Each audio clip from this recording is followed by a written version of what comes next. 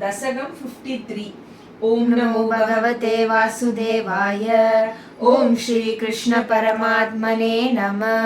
ओम अतीत्य बाल्यं जगतां पते त्वम् उपेत्य पौगण्डवयो मनोज्ञम् उपेक्ष्य वत्सावनमुत्सवेन प्रावर्तता गोगणपालनाय उपक्रमस्यानुगुणैव सेयं मरुत्पुराधीश तव प्रवृत्ति गोत्रा परित्राण कृतेव दीन तदेव देवारपदास्तदाय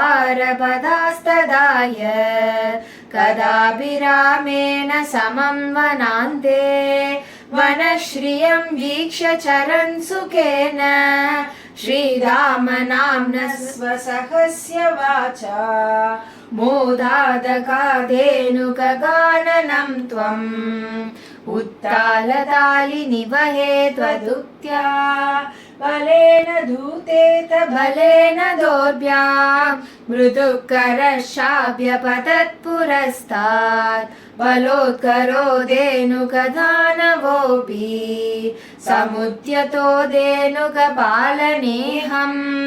कथं वदं दैनुकमत्य कुर्वे इतीव मत्वा ध्रुवमग्रजेन सुरौकयोद्धारमजीकनस्त्वं तदीयभृत्यानपि जम्बुकत्वेन उपागतानग्रज संयुतस्त्वं जम्बूफलानिव तदा निरास्त तालेषु केलन् भगवन्निरास्त विनिघ्नति त्वय्यत जम्बुकौगम् सनामगद्वाद्वरुणस्तदानीं भयाकुलो जम्बुकनामधेयम् श्रुतिप्रसिद्धं व्यदितेति मन्ये तवावतारस्य फलं मुरारे सञ्जातमद्येति सुरैनुतस्त्वं